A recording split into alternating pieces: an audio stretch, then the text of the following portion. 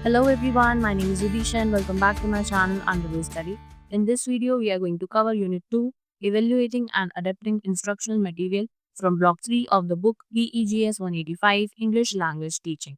If you have not watched Unit 1 of this block yet, the link is in the description below. Do check it out. So without any further delay, let's get started. तो चलिए देखते हैं unit 2 का introduction. Text books हर language class का एक important part होती है। ये क्लास को स्ट्रक्चर देते हैं, लर्निंग को सपोर्ट करते हैं और स्टूडेंट्स को टीचर के अलावा भी एक्स्ट्रा इनपुट देते हैं। लेकिन ये हर बार परफेक्ट नहीं होते, इसीलिए टीचर को ये समझना जरूरी है कि टेक्स्ट बुक को कैसे इफेक्टिवली यूज करें और जब जरूरत हो तो कैसे उन्हें अडेप्ट करें। इस यूनिट में हम समझेंगे कि टेक्स्ट बुक को इवेल्युएट करना क्यों इम्पोर्टेंट है, कैसे अलग अलग टाइप्स की इवेल्युएशन होती है और मटेरियल को अडेप्ट करने का बेस्ट तरीका क्या है। इवेल्युएशन सब्जेक्टिव होता है, जैसे कि देखना कि मटेरियल स्टूडेंट के लिए सही है या फिर नहीं। एनालिसिस ऑब्जेक्टिव होता है, ये देखना कि क्या मटेरियल में सारे लैंग्वेज स्किल्स हैं, आपके रीडिंग हो गया, राइटिंग हो गया, लिसनिंग हो गया, स्पीकिंग हो गया, ये सारे लैंग्वेज स्किल्स हैं, तो क्या ये इंक्लूडेड है या फिर नहीं है।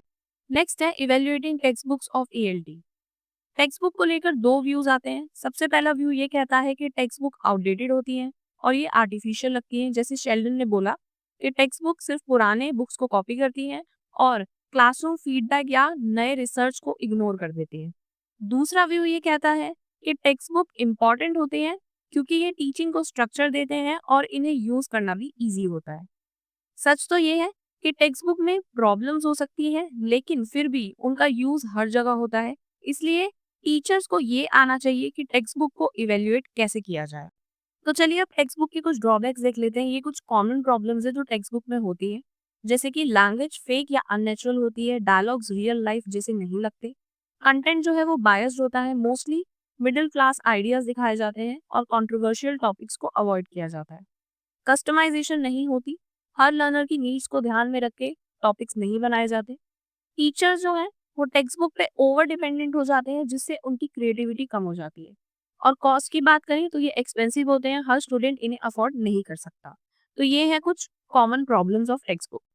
तो अगर हमें किसी टेक्स्ट बुक को इवेल्युएट करना है तो हमें कुछ इंपॉर्टेंट क्वेश्चंस पूछने चाहिए, जैसे क्या ये टेक्स्ट बुक स्टूडेंट के लिए इंटरेस्टिंग और इंगेजिंग है, क्या ये ट्रस्टवर्दी है स्टूडेंट्स, टीचर और इंस्टीट्यूशन के पॉइंट ऑफ व्यू से, क्या ये लर्निंग गोल से मैच करता है, क्या ये फ्लेक्सिबल है, मतलब जरूरत के अकॉर्डिंग यूज किया या फिर बदला भी जा सकता है, क्या ये क्रिटिकल और क्रिएटिव थिंकिंग को बूस्ट करता है, क्या ये सिलेबस और एकेडमिक स्टैंडर्ड्स के साथ मैच करता है, और सबसे इम्पोर्टेंट क्या ये लोकल क्लासरूम के कॉन्टेक्स्ट के लिए सुइटेबल है या नहीं। जब टीचर इन सब क्वेश्चंस को ऑनेस्टली इवेल्युएट करता है, तभी वो डिसाइड कर सकता है कि टेक्स्ट बुक यूज करनी चाहिए या फिर उसमें चेंजेस लाने की नीड है। नेक्स्ट पॉइंट है importance of evaluating text books. Text book choose करना एक इम्पॉर्टेंट डिसीजन होता है क्योंकि इसका डायरेक्ट इम्पैक्ट होता है क्लासरूम टीचिंग पर।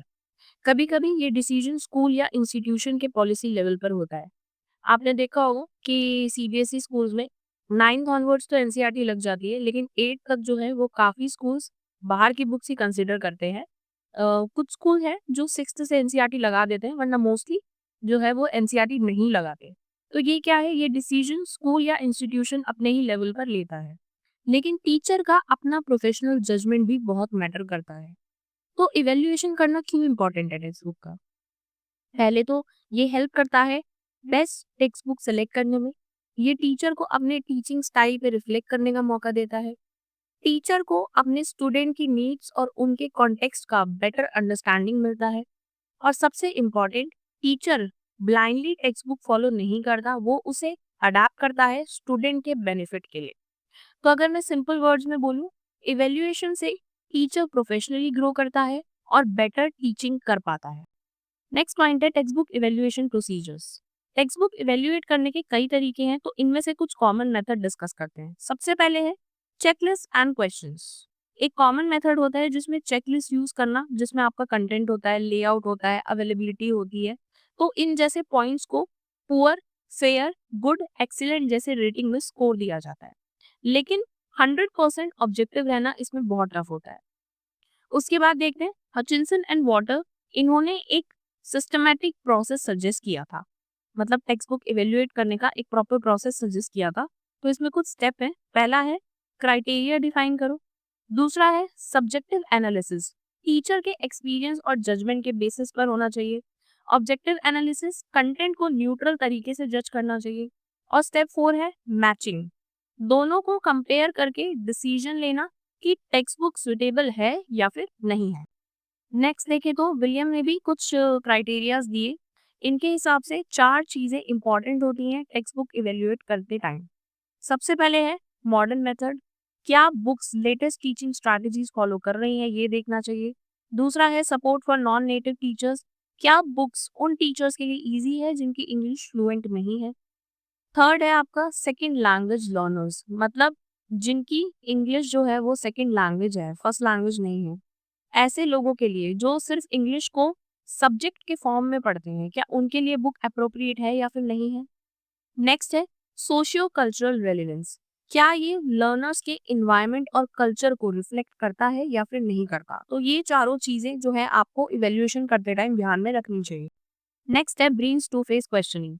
ब्रीन्स ने सजेस्ट किया कि इवेल्युएशन 2 फेजेस में है। सबसे पहले है फेज 1, जिसमें बेसिक और जनरल क्वेश्चंस होते हैं, मतलब आपको बुक्स की जो है वो रेलिवेंस और यूजफुलनेस देखनी चाहिए।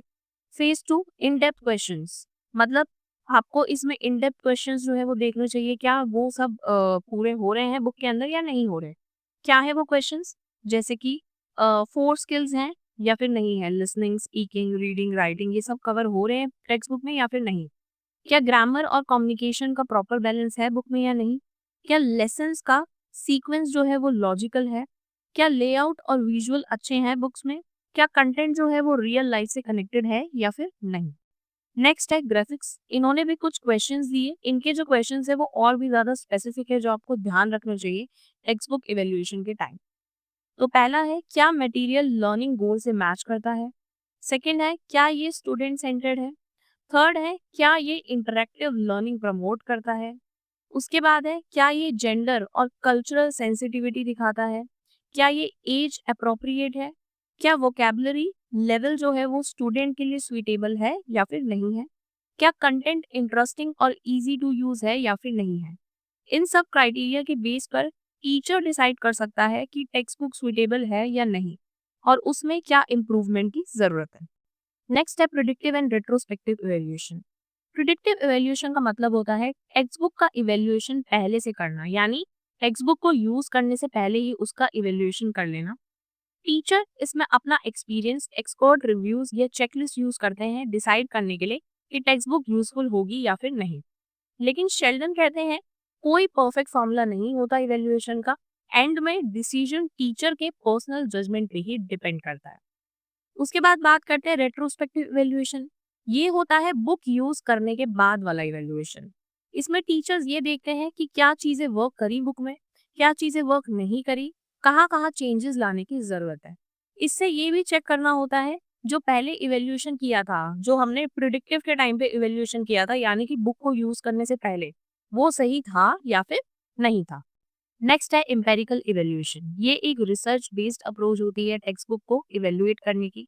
ये 2 लेवल पे की जा सकती है। सबसे पहले है मैक्रो लेवल, जहाँ पे आप पूरी बुक को या फिर पूरे कोर्स को इवैल्यूएट करते हो। देन उसके बाद है माइक्रो लेवल, जहाँ आप सिर्फ एक लेसन या एक टास्क को इवैल्यूएट करते हो। क्लासरूम के लिए माइक्रो इवैल्यूएशन ज्यादा प्रैक्टिकल होता है, क्योंकि आप वहाँ पे एक एक लेसन करके इवैल्यूएट करते हो। तो चलिए माइक्रो इवैल्यूएशन की कुछ स्टेप्स देखते हैं। सबसे पहले तो चूज द टास्क, मतलब टास्क को चूज करो, न्यू या फिर फैमिलियर वो हो सकता है। देन उसके बाद है डिस्क्राइब इट, टास्क को डिस्क्राइब करना, उसके ऑब्जेक्टिव्स क्या हैं, इनपुट कैसा रहेगा, आउटपुट क्या एक्सपेक्ट किया जा सकता है। देन उसके बाद है आपका स्टेप 3 प्लान द इवैल्यूएशन। इसमें आपको प्लानिंग करनी है। सबसे पहले है पर्पस कि क्यों इवैल्यूएट करना है। दूसरा है ऑडियंस, कौन इसे पढ़ेगा। तीसरा है इवैल्यूएटर, टीचर खुद या फिर कोई और इवैल्यूएट करेगा। उसके बाद है मेथड, यानी कि कैसे करें इसको इवैल्यूएट। देन उसके बाद है आपका टाइमिंग, मतलब कब करना है इवैल्यूएशन। स्टेप्स देख लिए हमने माइक्रो इवैल्यूएशन की। अब देखते हैं टाइप्स ऑफ इवैल्यूएशन। सबसे पहले स्टूडेंट बेस्ड इवैल्यूएशन होनी चाहिए, क्या टास्क स्टूडेंट को इंगेजिंग लगा। दूसरा रिस्पॉन्स बेस्ड होनी चाहिए, क्या जो आउटपुट आया वो एक्सपेक्टेशन से मैच हुआ या नहीं। उसके बाद लर्निंग बेस्ड होना चाहिए इवैल्यूएशन, क्या न्यू लर्निंग हुई या फिर नहीं हुई। देन उसके बाद कुछ फाइनल स्टेप्स होते हैं जैसे कि कलेक्ट इन्फो, मतलब टास्क से पहले, टास्क के मिड में और बाद में। टास्क के पहले, ड्यूरिंग द टास्क और बाद में, तीनों जो है वो इंफॉर्मेशन कलेक्ट करना। उसके बाद एनालाइज करना, चार्ट्स के थ्रू, कमेंट्स के थ्रू या फिर कोड्स के थ्रू। देन उसके बाद कंक्लूजन और सजेशन देना। उसके बाद रिपोर्ट लिखना और प्रोसेस को क्लियरली एक्सप्लेन करना कि कैसे क्या किया। अब क्या बेनिफिट्स होते हैं माइक्रो इवैल्यूएशन के? इतना सब कुछ हमने कर तो लिया, अब इसके क्या बेनिफिट है? इसका बेनिफिट ये है कि टीचर्स जो हैं वो ज़्यादा थॉटफुल और ऑब्जेक्टिव बनते हैं। लेसन प्लानिंग जो है वो बेटर होती है। टीचर का प्रोफेशनल ग्रोथ भी इससे होता है। नेक्स्ट है features of a language text book. एक लैंग्वेज टेक्स्ट बुक के क्या क्या फीचर्स होने चाहिए? तो टॉमलिंसन ने बताया कि एक अच्छी लैंग्वेज टेक्स्ट बुक में क्या क्या क्वालिटीज होनी चाहिए। सबसे पहले लर्निंग पॉजिटिव और इंजॉयबल होनी चाहिए। दूसरा, कंटेंट रियल लाइफ से कनेक्टेड होना चाहिए। तीसरा, स्टूडेंट्स अपने आइडियाज और ओपिनियंस एक्सप्रेस कर सकें। चौथा, बुक जो है वो हर टाइप के लर्नर को सूट करे, चाहे फिर उसकी कोई भी एज हो, कोई भी इंटरेस्ट हो, किसी भी बैकग्राउंड से बिलोंग करता हो या फिर उसका कुछ भी मोटिवेशन हो। उसके बाद स्टूडेंट जो है वो इमोशनली इन्वॉल्व हो सकें अपने चैप्टर में। टीचर और स्टूडेंट दोनों को मोटिवेट करे, एक ऐसी लैंग्वेज टेक्स्ट बुक होनी चाहिए। अब यहाँ पे जो इम्पोर्टेंट बात है वो ये है कि टेक्स्ट बुक क्लास को गाइड करे, कंट्रोल नहीं। टीचर को टेक्स्ट बुक के अकॉर्डिंग नहीं बल्कि टेक्स्ट बुक को स्टूडेंट के अकॉर्डिंग अडेप्ट करना चाहिए। नेक्स्ट है अडेप्टिंग मटेरियल्स। कभी कभी टेक्स्ट बुक जैसे होते हैं वैसे यूज नहीं किए जा सकते। टीचर को उन्हें अडेप्ट करना पड़ता है ताकि वो उनके स्पेसिफिक स्टूडेंट के लिए काम करे। ये अडेप्टेशन फॉर्मली भी हो सकती है या क्लासरूम के अंदर नेचुरली भी हो सकती है जब टीचर टास्क को मॉडिफाई करता है।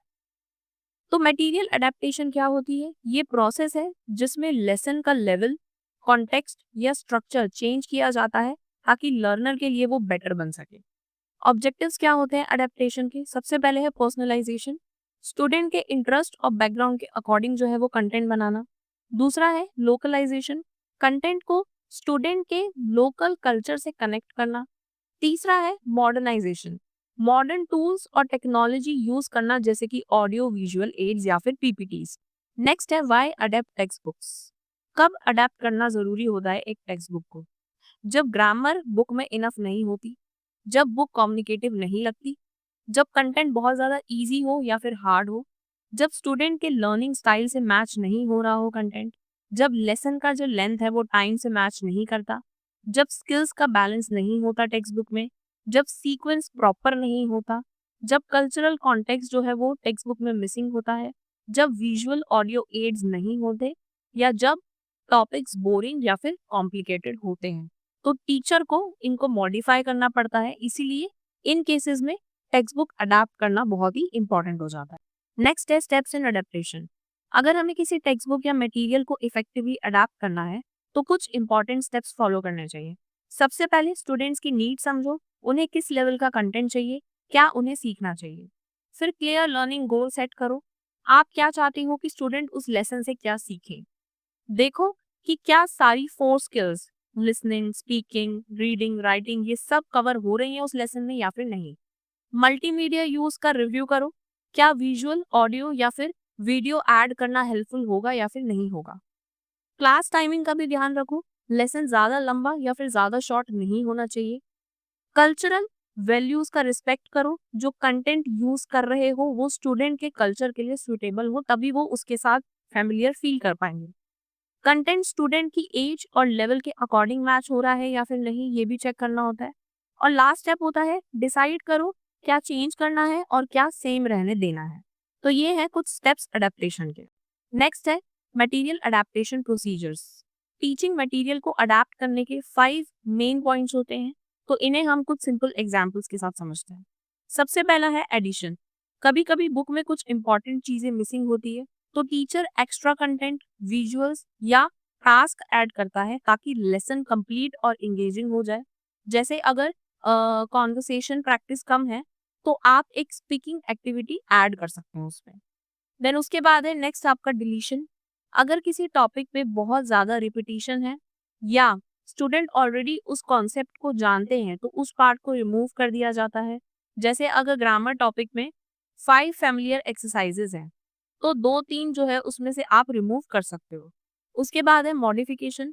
कभी टास्क या कंटेंट का लेवल स्टूडेंट के लिए सूटेबल नहीं होता, तो उसे थोड़ा चेंज कर दिया जाता है। जैसे वर्डिंग जो है उसे सिंपल कर देना या फिर इंस्ट्रक्शंस जो है उन्हें क्लियर बनाना। एग्जाम्पल लें तो डिफिकल्ट वोकैबुलरी को ईजियर सिनोनियम से रिप्लेस कर देना। उसके बाद है आपका सिंप्लीफिकेशन। जब कोई कंटेंट बहुत कॉम्प्लिकेटेड हो तो उसे सिंप्लीफाई किया जाता है ताकि स्टूडेंट्स इजीली समझ सकें, जैसे एक लॉन्ग पैराग्राफ को शॉर्ट पॉइंट्स में ब्रेक करना। उसके बाद है रीऑर्डरिंग।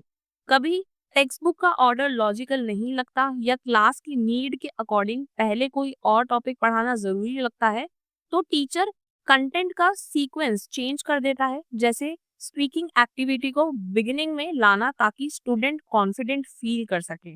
इन स्टेप्स को यूज करके टीचर्स कंटेंट को अपने स्टूडेंट के लिए परफेक्ट बना सकते हैं और अपनी क्लास के लिए उसे सुटेबल बना सकते हैं।